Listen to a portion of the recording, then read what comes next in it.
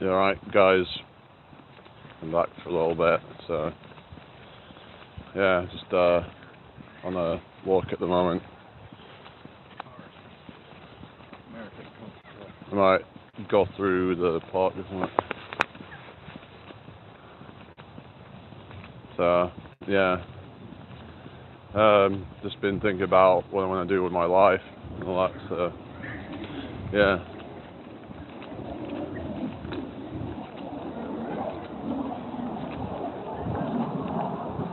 Maybe I should just get a garage or something. Just live in that, I don't know.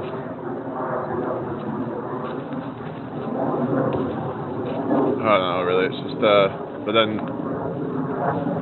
there's this whole thing where you have to get, permission, whatever, but I don't know, like, who would even, like, know about any of that, like who's gonna, like, grass on you, I mean, I don't know, but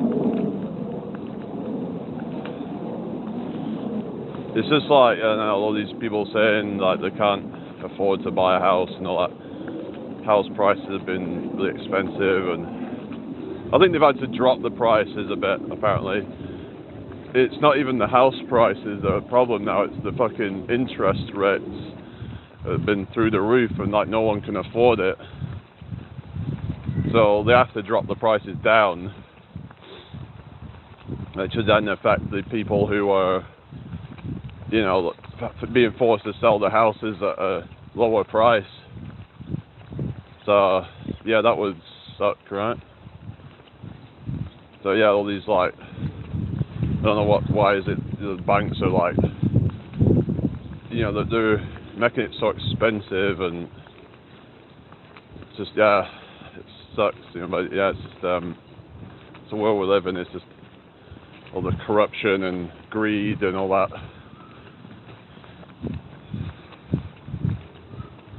There was times where you could get a mortgage for, like, what was it, less than 1% deposit, not deposit, I mean the interest rates. Well, deposits used to be like 5%, I think, but I think most of them are expecting a lot more than that now.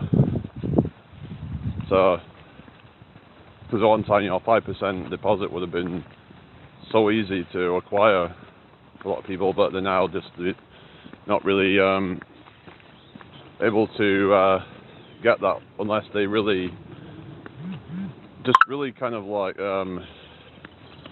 be very, very frugal and have to kind of just slum it up for a while. It's like, shouldn't have to be doing that just so that you can buy yourself a freaking house. It's just kind of bullshit that people are literally paying for the rest of their life for the fucking place that's keeping them warm and dry. It's like, it's just bullshit, the system where it's like you're literally having to pay just to survive. So, like, if we didn't have to pay to survive, then people wouldn't probably be so easily kind of led to do certain things, because when it comes to, like, having to pay just to survive, then it's like, oh well, I can't just quit this job right now because I won't have any money to survive. Some people feel kind of like I mean, yeah, you could switch and get another job, but it's not always that easy. So it's just so people feel trapped a lot of the time, but the best thing you can do is start up a side hustle, and then over time you can then quit. But for a lot of people, they're just being kind of feel like pressured to stay in something that they don't want to be, which to me is like a kind of modern day slave.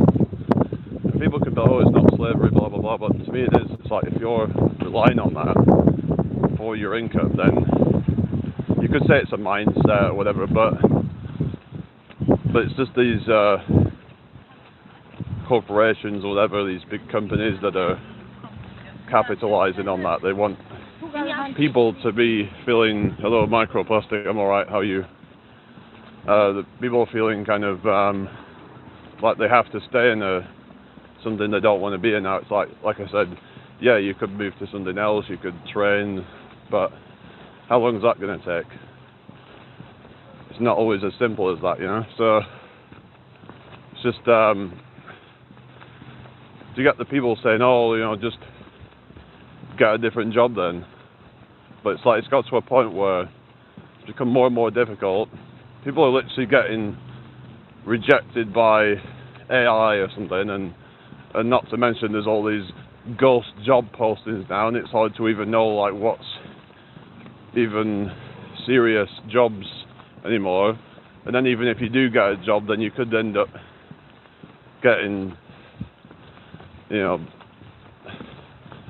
what is it, like some of these jobs are not even like proper what's on the internet, you know, they're like 0 hours contracts. There's things such as what's it called, probation, where you could just get laid off after a while. It's just a lot of people don't even have secure jobs anymore. And the funny thing is, people going about being an entrepreneur or something is not secure, but it's like a lot of these jobs now are not even secure. They could literally get taken over by AI at any moment. How is that secure?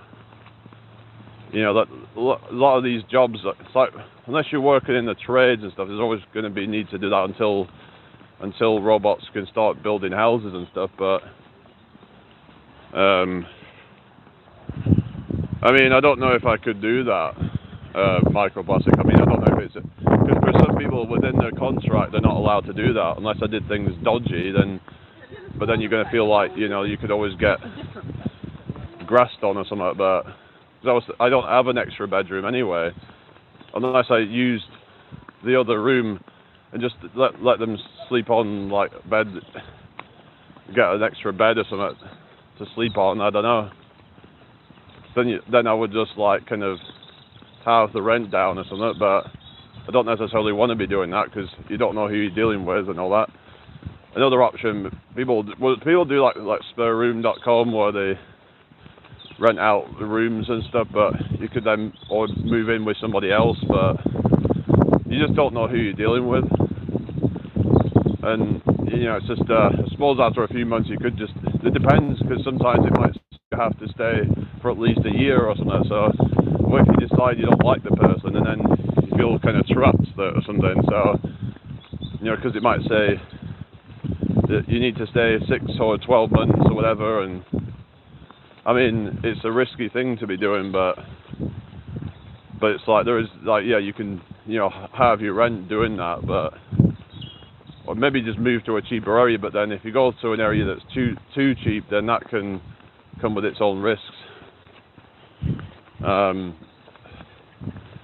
mean, but it'd be nice to actually have something to your name, because when you have a house to your name, then it's like you're building equity from that.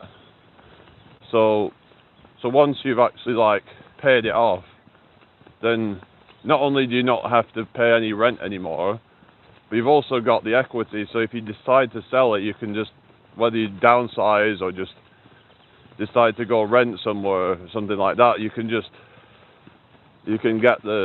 pull the cash out of it and get a good windfall once you've paid it all off. Yeah.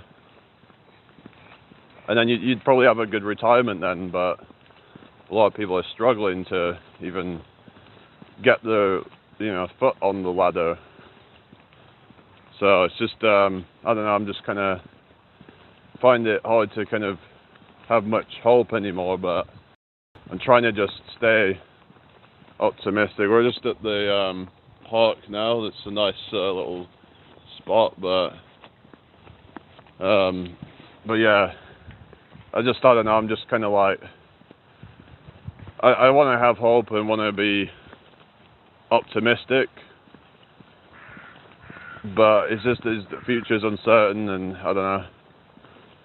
But I think that online income is going to become more the norm.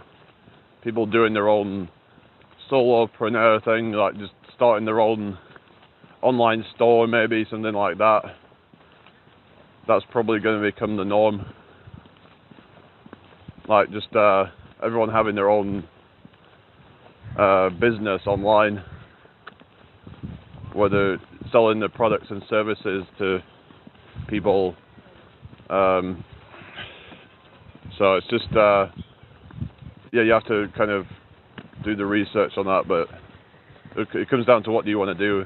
Maybe it's like a personal brand, or maybe it's like you're going to start your own online shop or whatever, like selling art or whatever you might be into. I don't know. It's yeah. Just all I'm saying is things have changed, and you get all these boomers that are just trying to act like, you know, if you know, your early 20s, you should already own a house and blah blah blah. And it's like, it can be quite frustrating that when they say stuff like that, where it's to people where they don't understand the struggles that the people have today. You know, things that in the economy used to be a lot stronger, like back in, you know, 60s, 70s sort of time. You know, when these boomers were growing up and they got into the work and they benefited from that. You know, kind of we had like a sort of period where the economy was going well. Like there was, yeah. And then like in the 80s, then things really kind of, well, I think late 70s, 80s, like things were not very good. So, yeah, I don't know, it's just, I guess it's like cycles of things really, but it's like, people are just so like uncertain now. It's like, you see all these businesses starting up and they fail after like 2 months. I think they found something like, most businesses fail within the first few months. So a lot of people are just not even gonna bother taking any risks, because if they invest their money and then it fails, then they've had it. They're screwed. Like, what are they gonna do? Like, they've put money into like buying equipment or whatever, and then because they sell that, they're not gonna get the same money back. So like, all these businesses just going bankrupt, but they've probably, in some cases, they've just wasted money doing that. You know, they might have like just barely broke even, but they've wasted their time because they've, you know, they could have just made money just doing something else, but they're just like, yep, it's not, you know, they say it's worth it. I'm literally, you know, just about breaking even or whatever, and you know, because all these costs of like renting out a facility or whatever versus how much money they can make from selling their products, and then they're struggling because no one can afford it.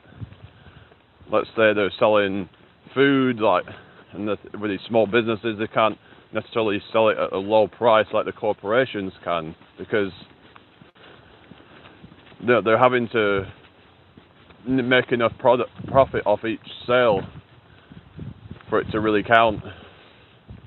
So what happens is kind of just let's say they're renting out a space at the market or whatever, and they're like, now it's like for a lot of them, they're just struggling to break even like, let alone make profit.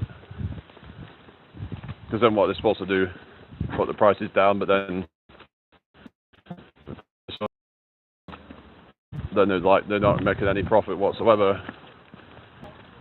And yeah, you got to factor in like, you know, all the costs of running it and stuff. So it's just yeah,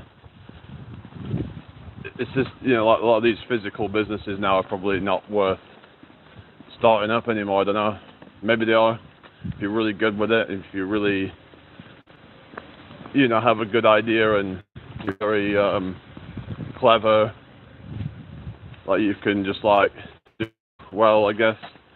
but it makes it difficult for people just first starting up, and even just to have the hope that it's going to work out, so they don't even try.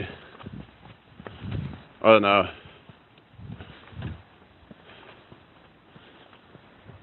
Yeah, this is what I mean, like the whole like online stuff seems to be better now because there's not really any risk of doing that. It's like, because some people will just sell through their website and it's like a few pounds a month or whatever. Unless like you pay someone to build the site or whatever, because I have no experience in building sites, but even if you pay someone to do that, there's not like a huge amount of costs. Like even if it costs you like $1,000, but for some of these like physical businesses, they're not even like they're not worth it. Hello Kyle, how you doing? Oh yeah, Solly Jane, what was you on about? Frickin' buying a mansion in America for $200K? That's some bullshit. That looked into it. Yeah, not a chance. Like if you're gonna like do such a thing, you have to prove it. You know, was it extraordinary claims require extraordinary evidence? So yeah, I don't buy that. It's like, really, $200K? Like, really? Because that in a lot of places wouldn't even get you a fucking bed sit. Like, $200K, what, an actual mansion? Like, what are you on about? Like, that's, unless you kind of have a different perception of what a mansion is, I don't know. Because to me, my imagination, like, a mansion is like a manor house, like a big massive thing. Like, where you're talking, like, it's got like double-digit bedrooms and bathrooms and shit like that. That's what I'd call a mansion. I mean, $200K I'm sure it was you or somebody was saying, someone from America a few days ago said you can buy a mansion in an hour outside of Chicago, I think you said, or someone said. Someone from America, pretty sure it was you, said you could buy it for $200K, £200,000. I'm like, that's bullshit. Maybe if you're in some really poor country, I've seen you can get some good houses quite cheap in like Romania and Bulgaria and places like that, but Chicago is expensive. But someone said an hour out of Chicago that you can buy somewhere at $200K that's a mansion. I'm like, no, not a chance. But an hour out would obviously be different from Chicago itself. Because even say like an hour out of London or somewhere like that, the prices are going to be completely different. That's why people commute into cities, because there's no point in actually living in the city really, because the cost of living is just too expensive to justify it. So like the average rent in London's like over $2,000. I think it was, if I remember, it was like $2,500 or something like that, average rent. And then like, it's going to be like maybe $3,000, and a lot of these are going to be quite small. You know, they're not even going to be huge places you can get for $2,000-3,000 a month. What am I doing today? Just on a walk at the moment. I'm going to go get some shopping and then go back home. So just talking about like you got the rent prices and all that. So it's like, what's the point in living in central London where the rents cost thousands for some shitty little fucking bed set or something, when you can live somewhere cheap at like say a tenth of that almost. I mean, like I say, you don't want to be somewhere too cheap, because then that comes with its own problems.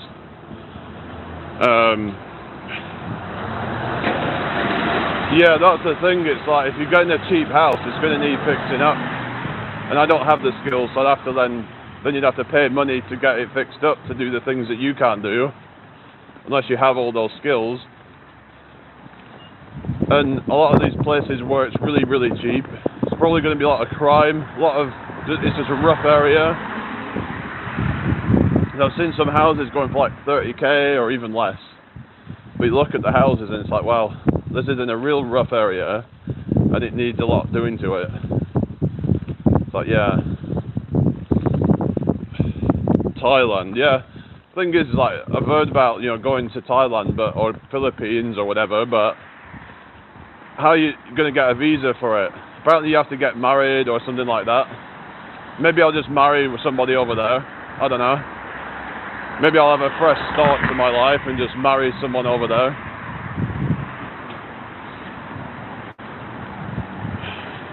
Are you looking to move? I don't know, I'm just like considering my options. Maybe I'll just end up in Southeast Asia or something. The thing with Southeast Asia, you can't actually own your own house over there unless you marry somebody. You can only own, I think, 40% of a house over there. So you have to marry one of the residents. So apparently you'd have to, I don't know, maybe you'd have to then have them come here and then get married, and then you could then get a visa to stay over there. I don't know, but then you could buy a house. Nigel Farage, really? Yeah, my ass. Yeah, quite easy in fairness. What's easy? Are you on about visas or something? So I've heard there's different ways you can get it, but I saw this thing about like needing like tens of thousands of pounds saved up. It's like, who's got that?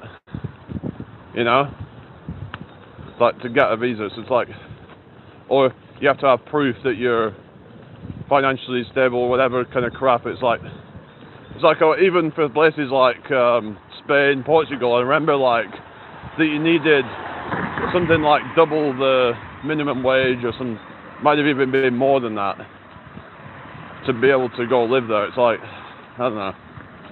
It's like, it's just become difficult. It used to be a lot easier before Brexit, so some might say, well, Brexit caused some problems with that.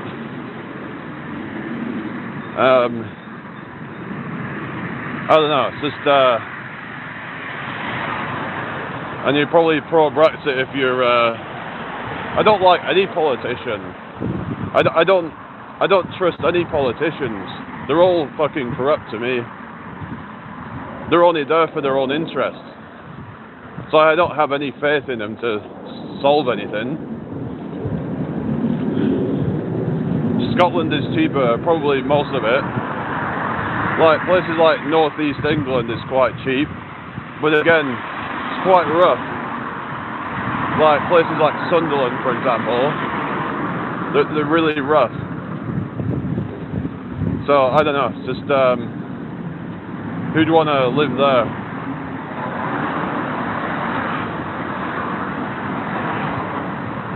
Well, yeah, I mean, I understand you want to have hope, but like, yeah. But I don't know, I'm just like, I mean, this country's kind of become quite depressing, and I don't know. I don't, but then it's like, I've heard though that there's a lot of problems with some of these eastern countries where, like for example, I've heard that you're not allowed to criticize the government and things like that, and you're not, there's all these rules and shit that I'm like, maybe I shouldn't want to go there then. It's like, no matter where you go, it's got its problems. Like, they've got a lot less freedoms in a lot of ways over there. Like, they've got some freedoms in some ways that we don't have, but you have to weigh it up and decide, Scotland isn't cheap. I mean, maybe outside of, like, the big cities, I don't know. But, because, like, who would want to live in Scotland, so...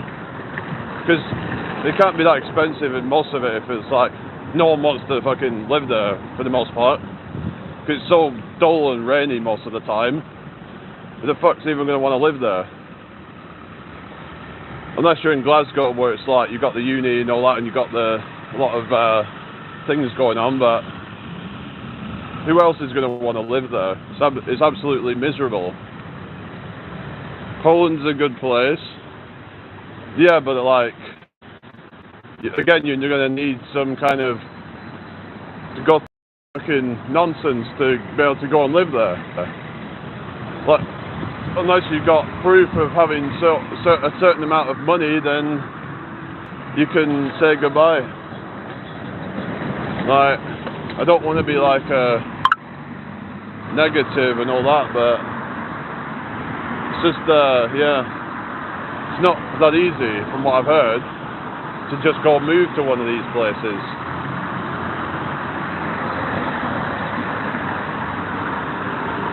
Well, Scotland's fucking cold and horrible. It's like, yeah, it's nice when it's actually sunny, but that's about 3 days out of the year. No, this is completely... Like, I don't want to be somewhere where, you know, there's not a lot of sunshine, and it's like, yeah, it's got the nice with the mountains and stuff, but it's just bleak and kind of, I don't know, depressing. I'd rather be somewhere like tropical or something, where it's full of colour and life.